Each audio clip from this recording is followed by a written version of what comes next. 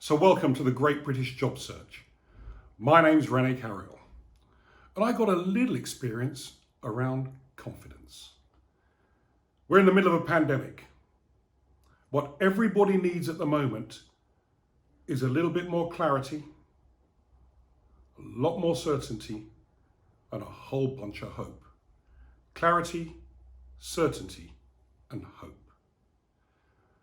So I'm doing a talk at the London Business School. It's the careers fair. It's the class of MBA 2019. They're the best of the best. And there's loads of different companies coming to try and find the best people that they could possibly hire. And I'm one of the speakers trying to get them enlivened. The talk seemed to go down well. I'm walking out to leave when a young lady came behind me, tapped me on the shoulder, and said, "I really like that talk. The careers talk really worked. Could you come and deliver that to the students at my school?" She was so compelling. She wouldn't take no for an answer. 2 weeks later, I'm driving down to her school. It's in Ilford, the east side of London. I'm preparing a talk. I've sort of condensed a little what I said to the MBA graduates. When I pull up at the school, it's Ainsley Wood Primary School. It threw me. I'm not speaking to the 16, 17-year-olds. It's a primary school. She comes and greets me. I go inside and she tells me, "You'll be speaking to our infants, the 5 and 6-year-olds. I want you to talk to them about careers." Now, do you know what? It's tough enough speaking to 16, 17-year-olds, but 5 and 6-year-olds, they fear nothing.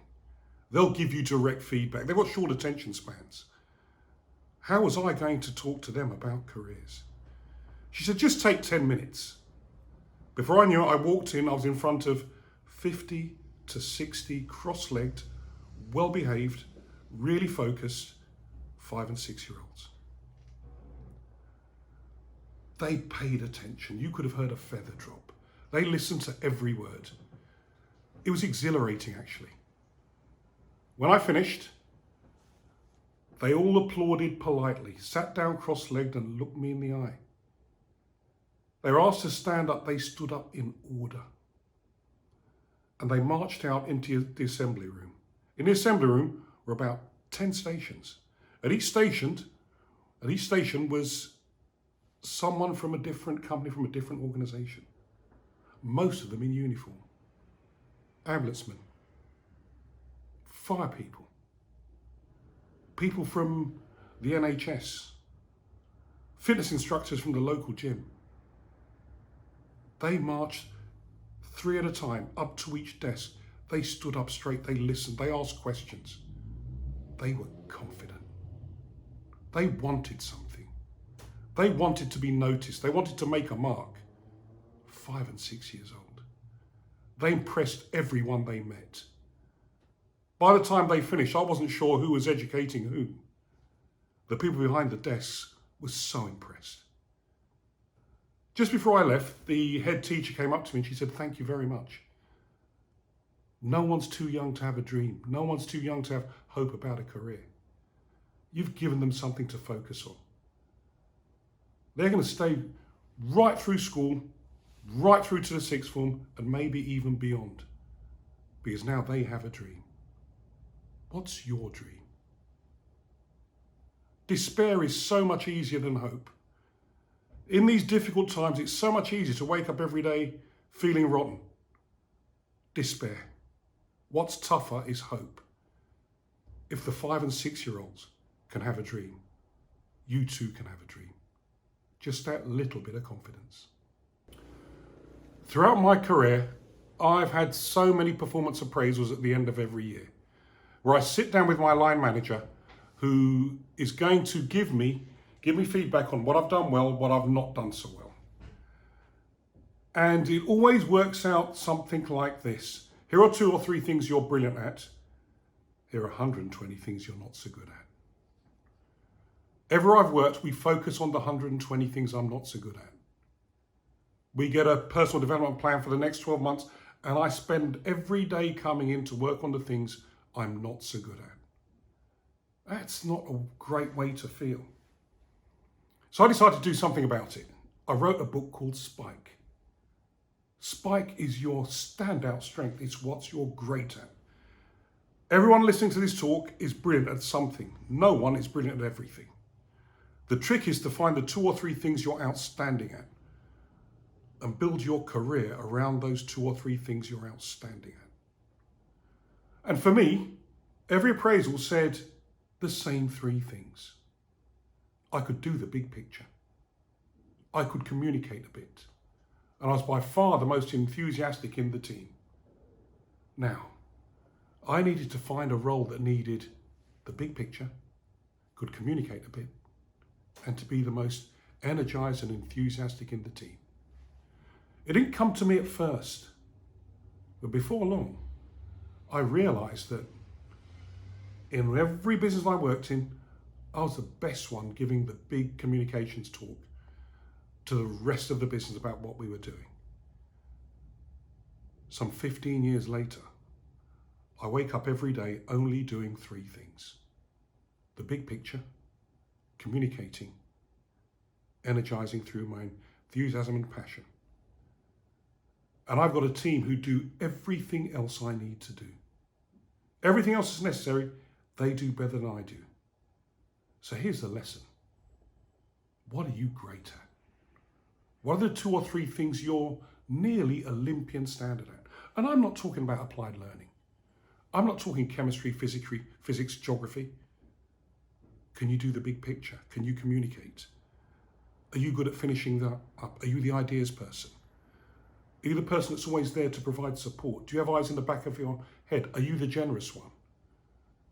You need to go and find out the 2 or 3 things that you're brilliant at. You need to go and find your spikes. And I wouldn't ask someone that you work with or a colleague. I'd go to people that have unconditional love for you. Mum, dad, brother, sister, auntie, niece, nephew, gran. Those people who want to see you succeed. Just ask them the simple question. What do you think I'm brilliant at? And when they tell you, take that seriously. There's a virtuous spice circle that works brilliantly. The things I tend to be really good at are the things I tend to really enjoy. The things I tend to really enjoy, the things I tend to be really good at. And here's the final clincher. Do a job that you love, you never work a day in your life. Go and find your spikes. Change your career trajectory now. Worry less about what you're not so good at. Focus on the things you're brilliant at. For every single one of us, there was a time when we didn't quite believe in ourselves. When for whatever reason, we didn't feel at our most confident. We felt low. We felt isolated. We felt alone. We felt imposter syndrome, whatever the reason. But someone somewhere came out and reached out to us, helped us get our self-confidence back, helped us believe in ourselves again. Maybe a mentor, maybe just someone who was kind enough, cared enough to come and support us. If your confidence isn't where it needs to be, go find yourself a mentor.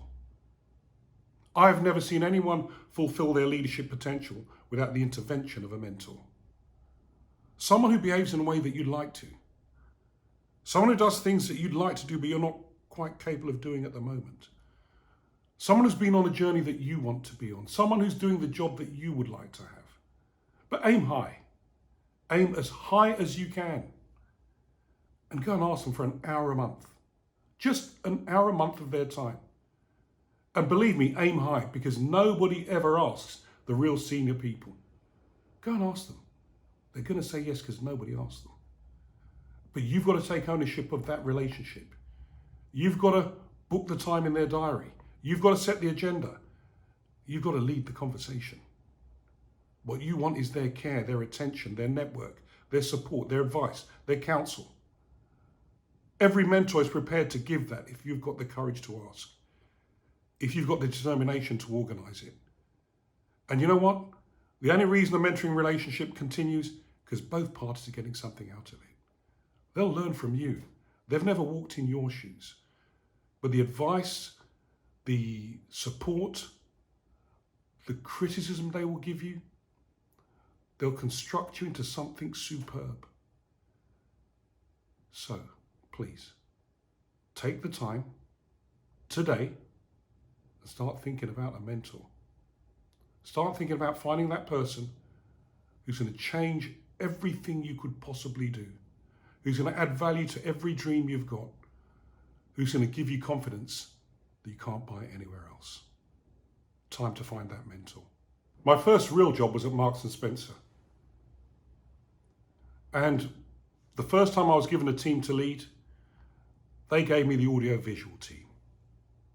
Whenever there was a big conference, a big presentation, me and my team's job was to go and prepare the conference rooms. Get all the audio-visual correct, get all the slides going, ensure the lights were working, ensure that all the seats were in place. This morning, it's the ladies' wear review. Ladies' wear were by far the most important department of Marks and Spencer. The board director was coming to do the review. We'd been preparing for 3 days. My team would have been up all night. It's 7:30 in the morning, I'm doing the final checks. A few things weren't quite right. I was getting a few things fixed, pushing some of the chairs into the right place when the doors swung open. The merchandisers, selectors and the technology were already in the conference room. The doors swung open and in walks the board director. I could hear some people gasping for breath. I knew I shouldn't be in there. I pinned myself up against the wall and I was going to slide out as soon as they'd all walked in. About 12 of them came in behind the board director. As I was about to sneak out, he said, "Hello, what's your name?" I could hardly breathe. I said, "René." He realised I was really nervous. He realised that some of his colleagues who had come in with him were sniggering and laughing at me. I felt about 2 inches tall. I just wanted a hole to appear that I could climb down. He said, "Ladies and gentlemen, René's going to do the review with me. He's going to conduct the review right next to me. Please give René a warm welcome." They all applauded. I was so nervous. I'd lost the power of speech. He called me over next to him. We walked around reviewing the garments that were on the wall. And he was amazing. He did something I'd never seen anyone do before. Every garment, it was clear that he had some issues with. He was saying, haven't we tried pink as a colour before? I'm not sure that worked brilliantly last year. Why don't you think about that and come back to me? How many of these in satin are we buying? Wow, that's a large number. That's very, very bold. Have a think and come back to me. I realised as he went round the room and I was with him, he was impressed with nothing. But he was amazing. He didn't denigrate them. He didn't speak down to them. He didn't get angry. He kept his voice high. There was a bounce in his voice. There was a friendliness. There was charm. I soon realised what he was doing. He was able to give them negative feedback in the most positive of ways. Why? I couldn't work out why he was so genial if it was so bad. If the ranges just hadn't been thought through. I soon realised he wanted them to go away and try their best again. He wanted them to work all night and do the very best for him the following day. He had to keep their spirits high.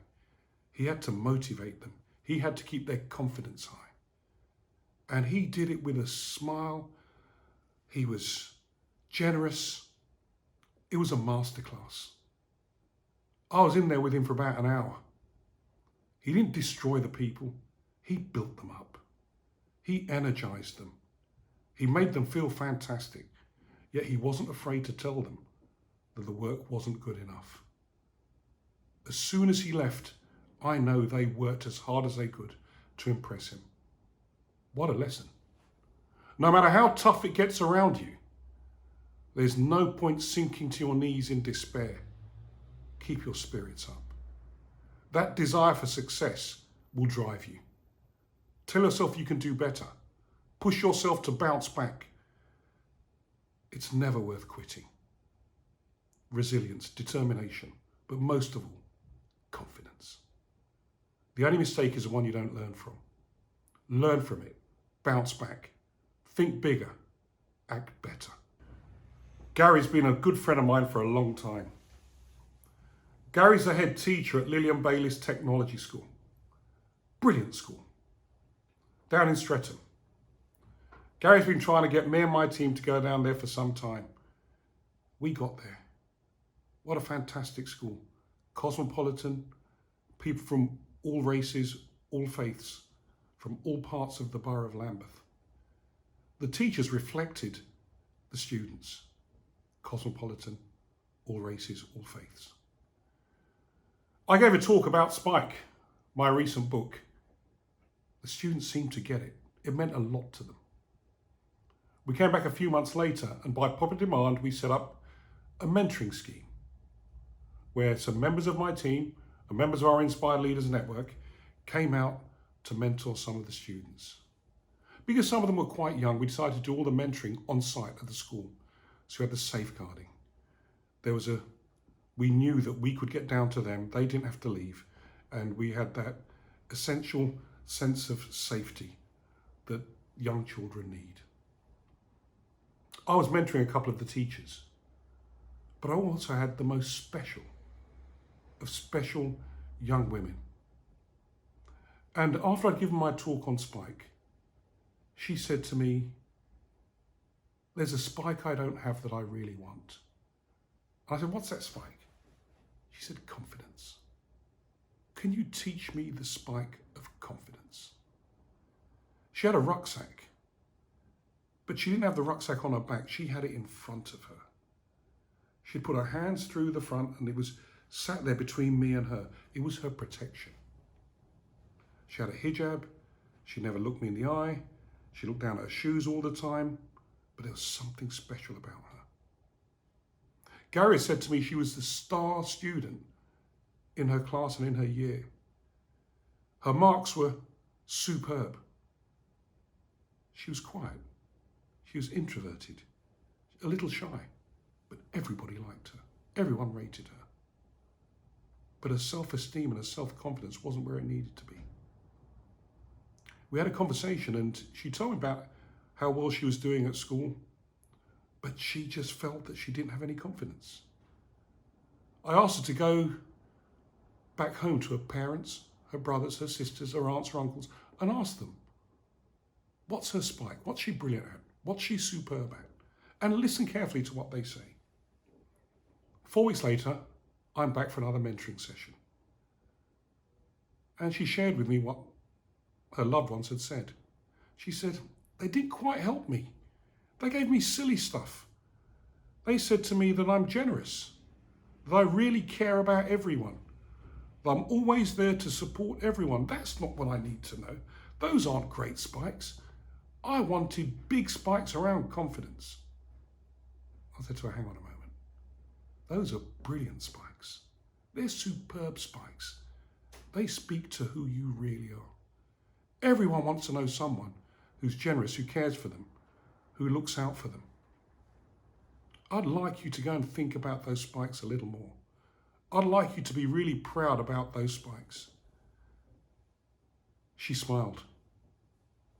She still had the rucksack in front of her between me and her. But this time she skipped out. When we came for the next mentoring session 4 weeks after that, something had changed. The rucksack was on her back. She looked me dead in the eye. She smiled. And I said to her, "What has changed?" She said, "I found my Spikes." What are your Spikes? Generous. I care about people. I'm there to support them. I'm there to help them. All my colleagues at school, all the students, they tell me that's who I am. That's why they really like me. That's why everyone likes spending time around me. How does that make you feel? It makes me feel fabulous. I feel as though people genuinely like me, rate me, and want to spend time with me. I said, "How's it changed you?" I just feel that I can do everything now. There's nothing I'm frightened of."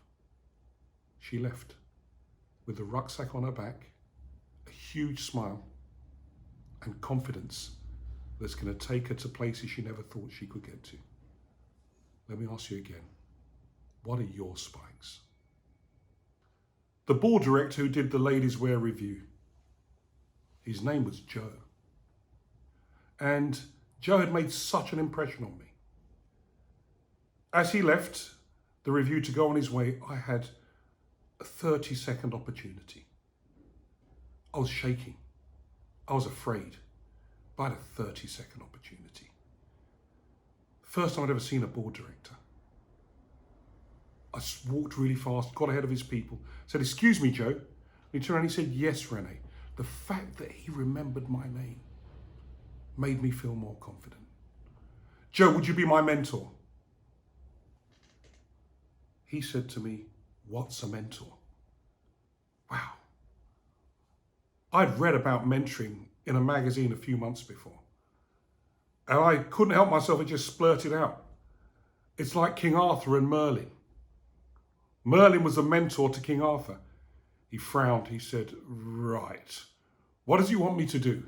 I need an hour of your time once a month. I just want to talk to you about careers at Marks and Spencer. How do I get even better at what I'm doing?" Quick as a flash, he said 3 rules. You book the meetings. You arrange the agenda. Everything we speak about is private and confidential. The only reason we're going to continue meeting is we're both getting something out of it. I sprinted back to my office. Couldn't believe it. I needed to leave before he changed his mind. As I got to my office, he'd told me to call Sue, his PA, and book the first meeting. I literally dived across my desk, picked up the phone, dialed Sue, and she said, "Hello, is that René?" "How did you know it was me?" "Joe said that you'd call within 30 seconds. And you did. I was that excited. She said, "Thursday, come at 1 o'clock. You're going to have a chicken salad with Joe in his office." 1:45, I was pacing outside the office, up and down. 1:55, I went in.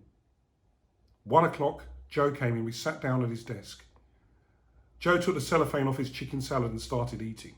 I was too nervous. He was casually eating, but he was doing something really clever. He was making me tell stories about me.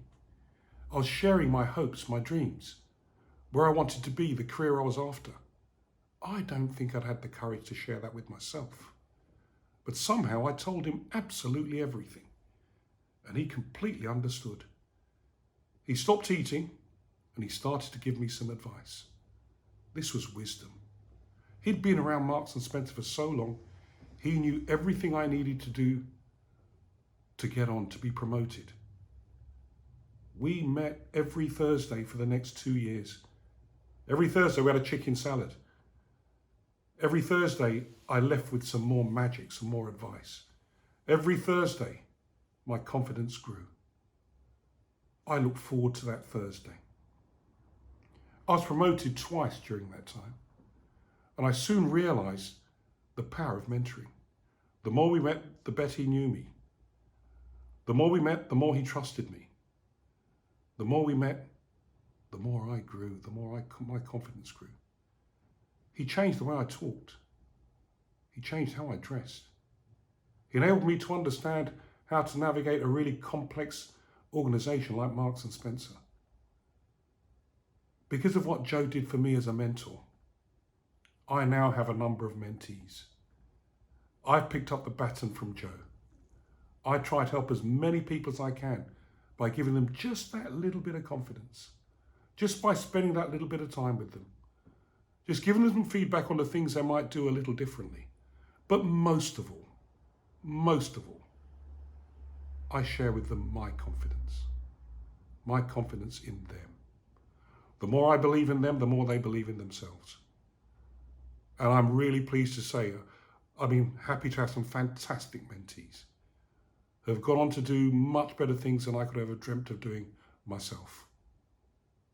So in closing, it's been my pleasure and my privilege to speak to all of you. Don't ever let anyone let you believe that you can't. Hang around those people who make you believe that you can. But you know what? We're the ones we've been waiting for. No others. The world is changing. 65% of the jobs that were around before the pandemic are going to change. Maybe experience is overrated for the first time in our working history. But if you don't believe in you, no one else is going to believe in you. We are the ones we've been waiting for.